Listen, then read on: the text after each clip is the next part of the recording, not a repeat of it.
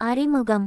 கலிஸ்டா தனது உரிமையாளர்களுடன் கழித்த காலம் முடிவுக்கு வருகிறது, ஆனால் அதற்கு முன் அவள் சில இறுதி சாகசங்களை அனுபவித்து மகிழ்கிறாள்.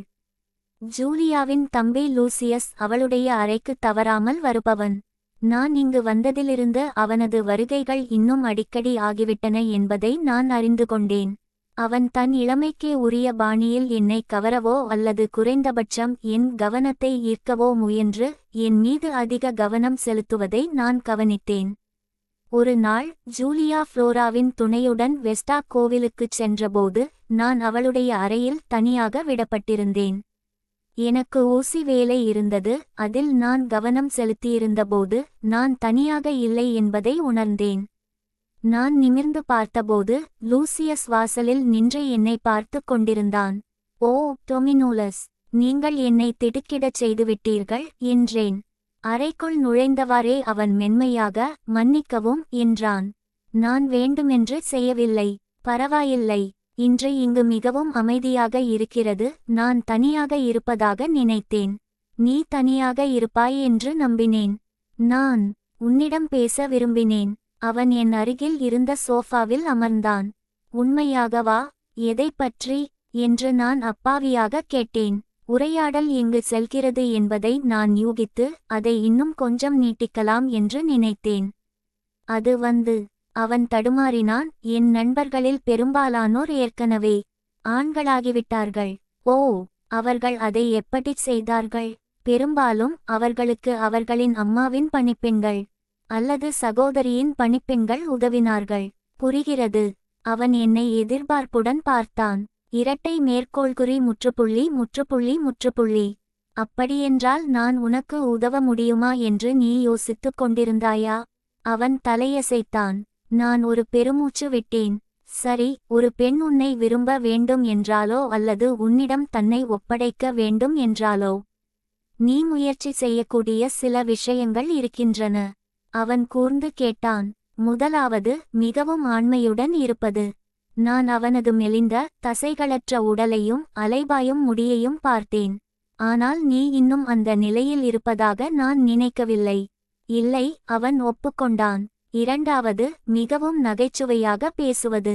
நீ அந்த பெண்ணை கிண்டல் செய்ய உன் நகைச்சுவையை பயன்படுத்தினாலும் அதை நீ சாமர்த்தியமாகச் செய்தால் அது அவளை உன்னை இன்னும் அதிகமாக விரும்ப வைக்கக்கூடும். என்னால் அதைச் செய்ய முடியும் என்று நான் நினைக்கவில்லை. எனக்கு மிகவும் பிடித்த யாரிடமும் என்னால் முடியாது. இல்லை, நீங்கள் அதற்கெல்லாம் மிகவும் நேர்மையானவர். அப்படியானால் மூன்றாவது வழி இருக்கிறது. அது என்ன? அவளை முழு மனதுடன் நேசிப்பது, உங்கள் அன்பை அவளுக்கு உணர வைப்பது. அப்போதுதான் அவள் ஒரு சிறப்பு வாய்ந்தவள் என்பதை அவள் அறிந்து கொள்வாள். ஓ, அவன் சற்று நிம்மதியுடன் சொன்னான். என்னால் அதைச் செய்ய முடியும். முடியுமா? நான் கேட்டேன். அதை எப்படிச் செய்வாய்? அவள் அழகாக இருக்கிறாள் என்று அவளிடம் சொல்வேன். அவள் அதை 100 முறை கேட்டிருந்தால் என்ன செய்வது? எல்லோரும் அவளிடம் அதையே சொன்னால் என்ன செய்வது? அவன் சற்று நிறுத்தினான். அப்படியானால் அவள் தனித்துவமானவள் என்று அவளிடம் சொல்வேன். சரி, அவளை நம்ப வைக்க என்ன சொல்வாய்? அவள் என்னை உணரவைப்பது போல் வேறு யாரும் என்னை உணரவைப்பதில்லை என்று அவளிடம் சொல்வேன். புரிகிறது. அப்படியானால் தனித்துவமானது அவள் அல்ல, உங்கள் உணர்வா? அதாவது அவளுடைய தனித்துவத்தை பற்றி நீங்கள் மேலும் சொல்ல விரும்பினால் அவளை பற்றி பேசுவீர்களா அல்லது உங்கள் உணர்வுகளைப் பற்றி பேசுவீர்களா? எனக்கு தெரியவில்லை. அவன் தலையை குனிந்தான். இந்தச் சிக்கலை அவன் எப்படிச் சமாளிக்கிறான் என்று பார்க்க நான் அமைதியாக அமர்ந்திருந்தேன். பிறகு அடுத்த கணமே அவன் என் மீது இருந்தான். அவன் முன்னோக்கிச் சரிந்து என் மீது விழுந்தான். தன் தலையை என் மார்பில் சாய்த்து மெல்லிய விம்மலை அடக்கிக் கொண்டான். நான் உன்னை காதலிக்கிறேன் என்பது மட்டும் எனக்குத் தெரியும் என்று அவன் பரிதாபமாகச் சொன்னான். அவனது மெலிந்த உடல் என் மீது கிடந்த நிலையில் நான் சோஃபாவில் சாய்ந்து அவன் தலையை என் மார்பகங்களில் தாங்கிக் கொண்டு அவனை மென்மையாக அணைத்தேன். டொமினோலஸ், உன்னால் என்னை காதலிக்க முடியாது என்பது உனக்கு தெரியும். நான் ஒரு அடிமை. நீ இப்படி பேசுவதை உன் அம்மாவும் அப்பாவும் கேட்டால் என்ன நினைப்பார்கள்? அவர்கள் ஒருவேளை உன்னை தண்டித்து என்னை தொலைத்துவிடுவார்கள். அவர்கள் என்ன நினைப்பார்கள் என்பது எனக்கு கவலையில்லை. நான் எப்படி உணர்கிறேன் என்பது மட்டுமே எனக்கு தெரியும். ஆனால் இது காதல் என்று உனக்கு உறுதியாக தெரியுமா? ஆம். உன்னை பார்க்கும்போது என் இதயம் வெடித்துவிடுகிறது. நான் எல்லா நேரமும் உன்னை பற்றியே நினைக்கிறேன். இரவில் தூக்கமின்றி உன்னை பற்றியே நினைத்து கொண்டிருக்கிறேன். நீ எதை பற்றி நினைக்கிறாய்? என் மனதில் உன்னை படமாக காண்கிறேன். நீ எவ்வளவு அழகாக இருக்கிறாய் என்றும் நாம் ஒன்றாக இருந்தால் எப்படி இருக்கும் என்றும் நினைக்கிறேன். என் மார்பகங்களை மறைத்திருந்த என் மேலாடையின் மீது அவன் தன் தலையை தேய்த்தான். கீழே என் தொடையின் மீது அவனது இளம் ஆண்குறி வீங்குவதை என்னால் உணர முடிந்தது. நாம் சரியாக ஒன்றாக இருக்க முடியாது என்பது உனக்கு தெரியும். அதனால் நீ இப்படி ஒன்றாக இருக்க வேண்டும் என்று சொல்கிறாய் என நினைக்கிறேன். அவன் என் மார்பகங்களில் தன் தலையை தேய்த்து கொண்டும் தன் ஆண்குறியை என் காலில் அழுத்திக் கொண்டும் இருந்தபடியே தலையசைத்தான். நான் என் விரல்களை அவன் தலைமுடியில் கோதினேன். ஒரு பெண்ணுடன் என்ன செய்ய வேண்டும் என்று உனக்கு தெரியுமா? ஆம், எனக்கு காட்டு. நான் தோள்பட்டைகளில் கட்டுகளுடன் கூடிய ஒரு வித்தியாசமான மேலாடையை அணிந்திருந்தேன். அவன் அவற்றை அவிழ்த்து மேலாடையின் முன்பகுதியை கீழே இழுத்து என் மார்பு பட்டையை வெளிப்படுத்தினான். அவன் அதை அவிழ்க்க மெனக்கெட்டாமல் என் மார்பகங்களை வெளிக்காட்டும்படி அதை மேலே தள்ளினான். பிறகு அவன் தன் முகத்தை அவற்றுக்குள் புதைத்து கிட்டத்தட்ட ஒரு வெறித்தனமான தீவிரத்துடன் மீண்டும் மீண்டும் முத்தமிட்டான். அதே நேரத்தில் அவன் தன் ஆண்குறியை என் தொடையின் மீது மீண்டும் மீண்டும் உந்தினான். அது நான் எதிர்பார்த்ததை விட சற்று பெரிதாக இருந்தது. நான் கீழே குனிந்து என் கையை அவனது மேலாடைக்குள் நுழைத்து அதை கண்டுபிடித்தேன். என் ஸ்பரிசத்தை உணர்ந்ததும் அவன் மூச்சு திணறினான். பிறகு தன் விரைத்த ஆணுறுப்பை என் உள்ளங்கையில் மெதுவாக தேய்க்க ஆரம்பித்தான். அவனது ஆணுறுப்பு மிகவும் நீளமாக இருந்தது, ஆனால் அந்த பையனைப் போலவே மெலிதாக இருந்தது. பையன்களுடனான என் ஆரம்பகால அனுபவங்களிலிருந்து அவன் கட்டுப்பாட்டை இழக்க அதிக நேரம் ஆகாது என்று எனக்கு தெரியும். இது அவனது முதல் சடங்காக இருக்கப் போகிறது என்றால் நான் அதை அவனுக்கு கெடுக்க விரும்பவில்லை. நான் என் கையை விலக்கிக் கொண்டேன். நீ என்னை முத்தமிட விரும்புகிறாயா என்று கேட்டேன். அவன் விரிந்த கண்களுடன் என்னை பார்த்து தலையசைத்தான். அவனுக்கு பேசும் சக்தி போய்விட்டது போல் தோன்றியது. அவன் மேலே நகர்ந்து தன் உதடுகளை என் உதடுகளுடன் அழுத்தினான். அது வெளிப்படையாகவே அவனது முதல் முத்தம். உன் உதடுகளை இன்னும் மென்மையாக்கு என்றேன். அவன் அப்படியே செய்தான். நான் பதிலளித்தேன். பிறகு மெதுவாக என் நாவை அவன் வாய்க்குள் நுழைத்தேன். அவனது சகோதரியைப் போலவே அவன் ஒரு கணம் பின்வாங்கி பிறகு அதிக நம்பிக்கையுடன் திரும்பினான். விரைவில் நாங்கள் காமத்துடன் முத்தமிட்டுக் கொண்டிருந்தோம். அவனது உந்தித் தள்ளும் இடுப்பு என் பெண்ணுறுப்பை தொடுமாறு என் கால்களை விரித்தேன். பிறகு அவனது அசைவுகளை வரவேற்று என் முழங்கால்களை உயர்த்தினேன். அவனது அசைவு வேகமானது. மீண்டும் அவன் கட்டுப்பாட்டை இழந்துவிடுவானோ என்று நான் கவலைப்பட்டேன். நில் என்றேன். பிறகு அவனை என் உடலிலிருந்து மெதுவாக இறக்கிவிட்டு எழுந்தேன். அவன் சோஃபாவில் அமர்ந்தான். நான் என் மார்பு பட்டையை தலைக்கு மேல் தூக்கி என் மேலாடையை கணுக்கால் வரை நழுவவிட்டேன். அதை என் காலால் தள்ளிவிட்டு பிறகு என் கோவணத்தை அவிழ்த்து தரையில் விழவிட்டேன். நான் அவனுக்கு முன்னால் நிர்வாணமாக நின்றேன். உடனடியாக அவன் முன்னோக்கிச் சாய்ந்து என் மார்பகங்களை முத்தமிட்டதைப் போலவே தீவிரமாக என் வயிற்றை முத்தமிடத் தொடங்கினான். நான் அவனுக்கு சில கணங்கள் அவகாசம் கொடுத்துவிட்டு பிறகு அவன் கைகள் மீது என் கைகளை வைத்தேன். எழுந்து நில் என்றேன். அவன் கீழ்ப்படிதலுடன் எழுந்தான். நான் அவன் மேலாடையை பிடித்து அவனது வெளிரிய இளம் உடலை வெளிக்காட்டும் வகையில் அவன் தலைக்கு மேல் உயர்த்தினேன். அவன் உடம்பில் சதைப்பற்று இல்லாவிட்டாலும் அகன்ற தோள்களும் குறுகிய இடுப்பும் கொண்ட நல்ல வடிவம் அவனுக்கு இருந்தது. நான் ஒரு கையை நீட்டி அவனது விதைகளை மென்மையாகத் தாங்கி என் விரல்களால் அவனது விரைத்த ஆணுறுப்பை லேசாகத் தடவினேன். அவன் கண்களை மூடி இன்பத்தில் நடுங்கினான். பிறகு நான் சோஃபாவில் மல்லாந்து படுத்து என் கைகளை அவனை நோக்கி நீட்டி என்னுடன் சேருமாறு அவனை அழைத்தேன். அவனால் தன் கிளர்ச்சியை கட்டுப்படுத்தவே முடியவில்லை. நடுங்கியபடி அவன் என் மீது இறங்கி தன் ஆண்குறியின் நுனியை என் பெண்ணுறுப்பின் அருகே கொண்டு சென்று திறக்க வழியின்றி அழுத்தினான். நான் குனிந்து அதை என் யோனிக்குள் செலுத்தினேன். எனக்குள் நுழைந்த பேரின்பத்தை உணர்ந்ததும் அவன் வியப்பில் வாய் திறந்தான். நீண்ட நேரம் புணரலாம் என்ற நம்பிக்கையை முற்றிலுமாகத் துறந்து நான் என் கால்களை விரித்து இடுப்பைச் சாய்த்தேன். அவன் ஒருவித பக்தி கலந்த வியப்புடன் என் கண்களை பார்த்தான். பிறகு கட்டுப்பாடின்றி உந்தத் தொடங்கினான். நான் அவனை பிடித்துக்கொண்டு அவனது பரவச கூச்சல்களுக்காக காத்திருந்தேன். அவை விரைவில் தொடர்ந்தன. அவன் மனதை விடுத்து உடல் கட்டுப்பாட்டை எடுக்க அவன் இன்பத்தின் வெறித்தனமான உச்சத்தில் துடித்தான். அவனது அசைவுகள் மீது அவனுக்கு எந்த கட்டுப்பாடும் இல்லை என்பதை என்னால் உணர முடிந்தது. அவன் அனுபவித்துக் கொண்டிருந்த அந்த பரவச நிலையில் நான் திருப்தி அடைந்தேன். இறுதியில் அவன் அசைவற்று நின்றபோது அவனது மெல்லிய ஆண்குறி இன்னும் எனக்குள் இருக்க மூச்சிறைத்து மீண்டுகொண்டே அங்கேயே படுத்திருந்தான். நான் மீண்டும் அவன் தலைமுடியை கோதினேன். ஜூலியாவுக்கு என் தேவை இல்லாத சமயங்களில் மட்டுமே நம்மால் இதைச் செய்ய முடியும் என்பது உனக்கு தெரியும்தானே? இது அவளுக்கு தெரிந்தால் அவள் மிகவும் மகிழ்ச்சியாக இருக்க மாட்டாள் என்று நான் நினைக்கிறேன். அவன் மௌனமாக தலையசைத்தான். நான் உன்னை காதலிக்கிறேன் என்று அவன் முணுமுணுத்தான். அவனால் வெளிப்படுத்த முடிந்ததெல்லாம் அது மட்டுமே என்பது போல தோன்றியது. அப்படியானால் இதை ஒரு இரகசியமாக வைத்திருக்க நீ எனக்கு உதவுவாய் என்று நம்புகிறேன். அவன் மீண்டும் தலையசைத்தான். ஜூலியாவிடம் நான் வைத்திருந்த மற்ற இரகசியங்கள்தான் என் விதியை தீர்மானிக்கும் என்று அப்போது எனக்கு தெரியாது. சில நாட்களுக்குப் பிறகு ஒரு வேலையை முடித்துவிட்டு அவளுடைய அறைக்கு திரும்பிக் கொண்டிருந்தபோது அந்த இளம் எஜமானிக்கும் அவளுடைய தாய்க்கும் இடையே நடந்த ஒரு சூடான உரையாடலை கேட்டேன்.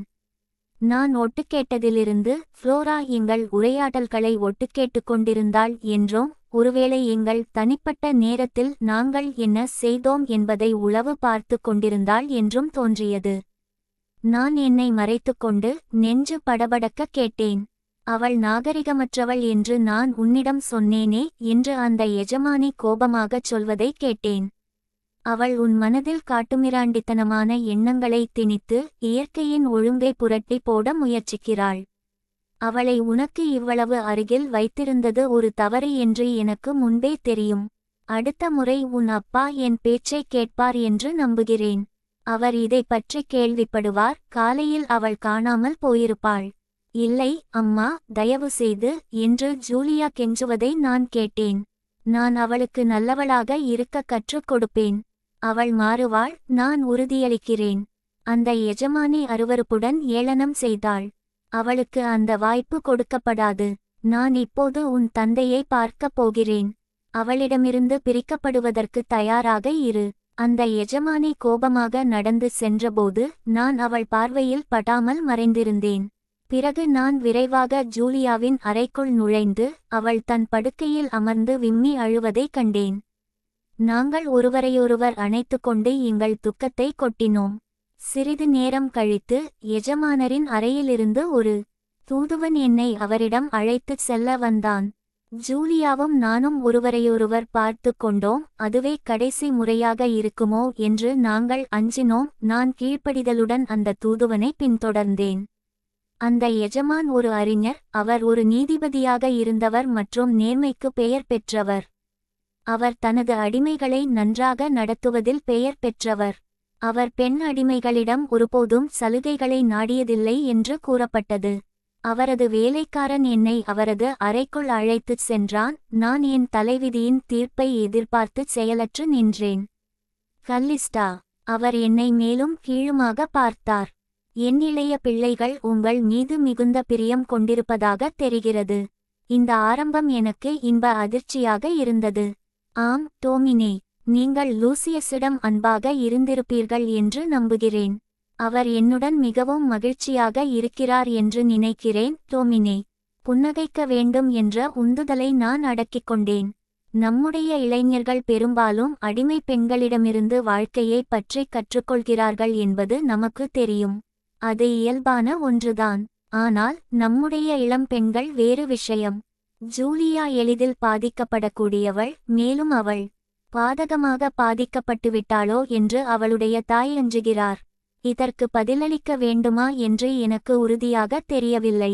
இருப்பினும் உங்களுக்கு தெரிந்தபடி நான் ஒரு அறிஞர்.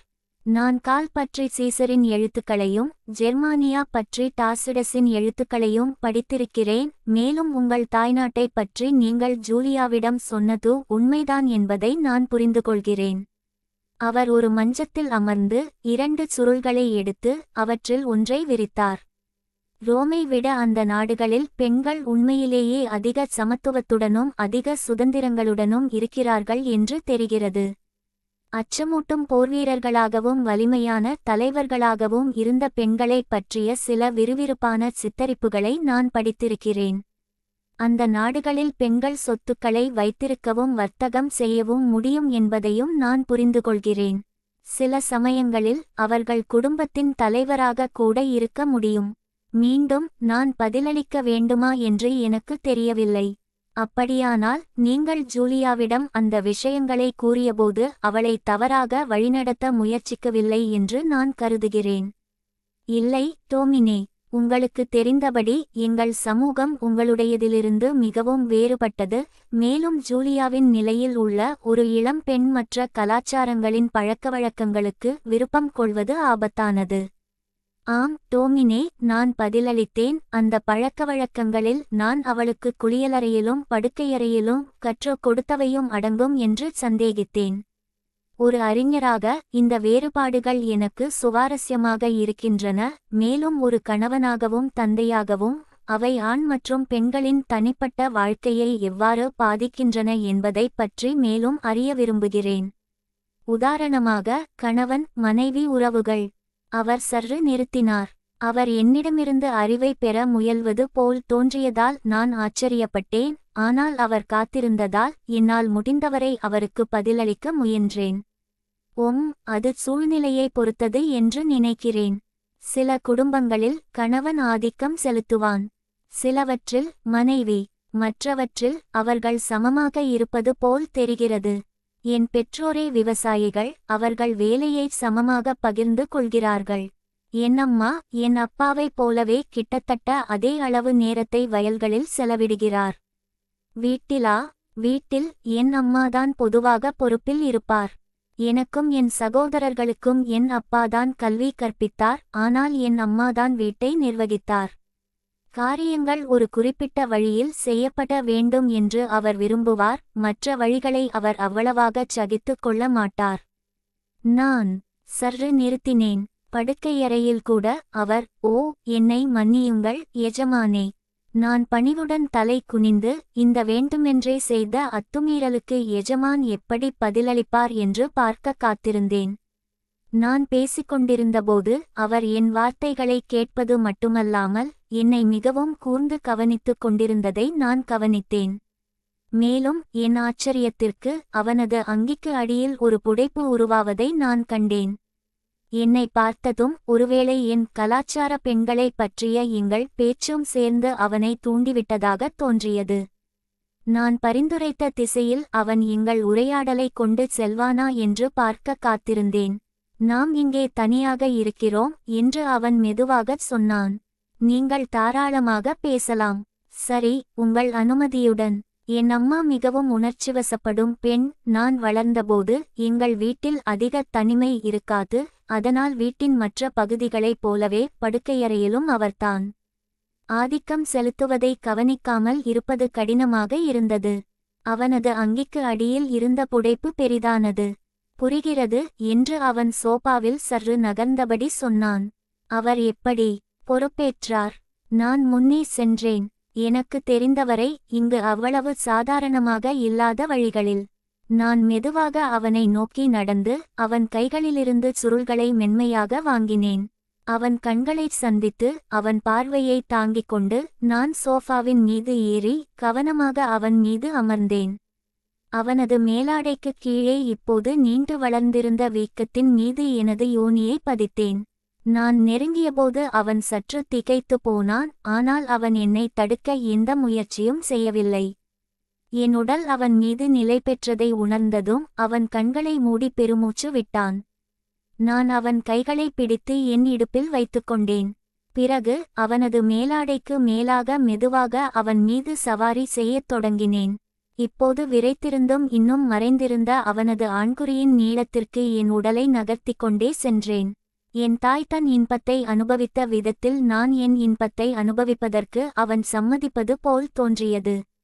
நான் அவனது மேலாடையை தூக்கி பார்த்தபோது நான் கண்ட காட்சியால் ஈர்க்கப்பட்டேன். லூசியஸ் இப்படித்தான் வளரப்போகிறானென்றால் அவன் ஒரு பிரபலமான இளைஞனாக இருப்பான். நான் அந்த திடமான சதையை தடவினேன். வெல்வெட்டில் இரும்பு இருப்பது போன்ற அந்த உணர்வால் எப்போதும் போல நான் வசீகரிக்கப்பட்டேன். என் தொடுதலில் அவன் இன்பத்தில் நடுங்கினான். பிறகு நான் என் மேலாடையை தூக்கி என் கோவணத்தை கழற்றி அவனது வீங்கிய முனையை என் பெண்குறி இதழ்களுக்கு இடையில் செலுத்தி மெதுவாக என்னை நானே குத்திக்கொண்டேன். அவன் இன்பத்தில் முனகியபடி மீண்டும் நடுங்கினான். அவனது முழு நீளத்தையும் உள்ளே வாங்க நான் சிரமப்படுவேன் என்று நினைத்தேன். ஆனால் அதை அடையும் வரை நான் சீராக மேலும் கீழும் அசைத்தேன். அவன் என்னை முழுமையாக நிரப்பினான். ஒரு இறுதி கீழ்நோக்கிய உந்துதலுடன் என் பெண்குறி முனை அவனது பிறப்புறுப்பைச் சந்தித்தது. மேலும் நான் ரோம் வந்ததிலிருந்து முதல் முறையாக எனக்குள் ஒரு ஆண் இருக்க ஒரே நேரத்தில் உள்ளேயும் வெளியேயும் என் இன்பத்தை அனுபவித்துக் கொண்டிருந்தேன். இது எனக்கு மிகவும் பிடித்தமான விஷயம். சிறிது நேரம் நான் அதன் போதையில் தொலைந்து போனேன். அந்த ஆணின் இருப்பை கிட்டத்தட்ட உணராமல் இருந்தேன். பிறகு அவன் உந்துவதை உணர்ந்தேன். அவனது அசைவு அதிகரித்தது. விரைவில் அவனது ஆண்குறி சுருங்கி அவனது விந்து எனக்குள் பீரிட்டது. நான் எனது தாளத்தை தொடர்ந்தேன். அவனிடமிருந்து கடைசி சொட்டு வரை உறிஞ்சி உச்சக்கட்டத்தை அடைய எனது பெண்குறியை அவனது பிறப்புறுப்பில் தேய்த்தேன். பிறகு என் தசைகள் இறுகின. என் உடல் நடுங்கியது. நான் இன்பத்தில் மூழ்கினேன். ஒவ்வொரு பேரின்பமான நடுக்கத்தின் போதும் பரவசமான கூச்சலை எழுப்பியபடி நான் மீண்டும் மீண்டும் அவன் மீது என்னை அழுத்தினேன். என் உடல் தளர்ந்ததும் நான் மெதுவாக என்னை உயர்த்திக்கொண்டு அவனது ஆண்குறியை எனக்குள் இருந்து நழுவவிட்டேன். பிறகு நான் அவனுக்கு முன்னால் எழுந்து நின்றேன். அறைக்குள் நுழைந்தபோது நான் இருந்த அடக்கமான அடிபணிந்த அடிமையாக மீண்டும் மாறினேன். ஆனால் வருந்தத்தக்க வகையில் நான் என்ன செய்தாலும் எந்த மாற்றமும் ஏற்பட்டிருக்காது என்பதை விரைவில் கண்டுகொண்டேன். என் விதி ஏற்கெனவே நிர்ணயிக்கப்பட்டுவிட்டது. அவன் தன்னை சுதாரித்துக் கொண்டு நான் மிகவும் சுவாரஸ்யமான ஒரு இளம் பெண் என்றும் ஜூலியாவும் லூசியஸும் ஏன் என் மீது அவ்வளவு பற்றுடன் இருக்கிறார்கள் என்பதை அவனால் புரிந்துகொள்ள முடிகிறது என்றும், ஆனால் தன் மனைவியின் கவலைகளுக்கு மதிப்பளித்து அவன் என்னை ஜூலியாவிடமிருந்து பிரித்து ஒருவேளை அவர்களின் வீட்டிலிருந்து முழுவதுமாக அனுப்பிவிட வேண்டியிருக்கும் என்றும் கூறினான். நான் வருத்தமாக இருந்தேன். ஆனால் என் மன வருத்தத்தின் ஊடாக அவர்களின் உறவில் உண்மையான அதிகாரம் அந்த எஜமானியிடம்தான் இருந்தது என்பதை நான் ஊகித்தேன். ஒருவேளை அதனால்தான் அந்த எஜமான் ஆதிக்கம் செலுத்தும் பெண்கள் என்ற எண்ணத்தில் அவ்வளவு உற்சாகமாக தெரிந்தார். அன்றிரவு என்னை என் பழைய அறைக்கு திருப்பி அனுப்புவதாக அந்த எஜமான் என்னிடம் கூறினார். காலையில் என் எதிர்காலம் குறித்த தனது இறுதி முடிவை தெரிவிப்பதாகவும் கூறினார். எனவே நான் சோயியுடன் கடைசி ஒரு இரவை கழித்தேன். நாங்கள் இனிமையாகவும் மென்மையாகவும் காதல் கொண்டோம், கண்ணீர் சிந்தினோம். அவளது வேலை நாள் தொடங்குவதற்கு முன்பு விடியற்காலையின் மங்கலான ஒளியில் எழுந்து ஒருவருக்கொருவர் முகங்களை தடவிக்கொண்டு விடைபெற்றோம். ஒரு மணி நேரம் கழித்து ஒரு வியக்கத்தக்க சம்பவம் நிகழ்ந்தது. நான் ஒரு புதிய வார்த்தையை கற்றுக்கொண்டேன்: விடுதலை. அது ஒரு அடிமையை விடுவிக்கும் செயலாகும். எஜமானரின் அறையிலிருந்து ஒரு வேலைக்காரன் வந்து நான் விடுதலை செய்யப்பட்டதாக என்னிடம் கூறி எனக்கு 50 தினாரிகளை வழங்கினான். ஒரு ஏழைக்கு அது ஒரு கணிசமான தொகையாகவும் ஒரு அடிமைக்கு ஒரு பெரும் செல்வமாகவும் இருந்தது. நான் திகைத்து போனேன். அடுத்து என்ன நடக்குமோ என்று தெரியாமல் இருந்தேன். ஆனால் அந்த இடத்திலிருந்து நான் அழைத்துச் செல்லப்பட்டபோது என் எல்லா சந்தேகங்களும் நீங்கின. சில நிமிடங்களுக்குப் பிறகு எனக்கு பின்னால் ஒரு வாசல் மூடப்பட்டது. நான் ஒரு நெரிசலான ரோமானிய தெருவில் நின்று கொண்டிருந்தேன். சூரியன் பிரகாசித்துக் கொண்டிருந்தது. காற்று இதமாக இருந்தது. அந்த பெரிய நகரத்தின் மக்கள் தங்கள் வேலைகளில் ஈடுபட்டிருந்தனர். நான் ஒருமுறை திரும்பி பார்த்தேன். பின்னர் முன்னோக்கிச் சென்று அந்த கூட்டத்தில் சேர்ந்து கொண்டேன்.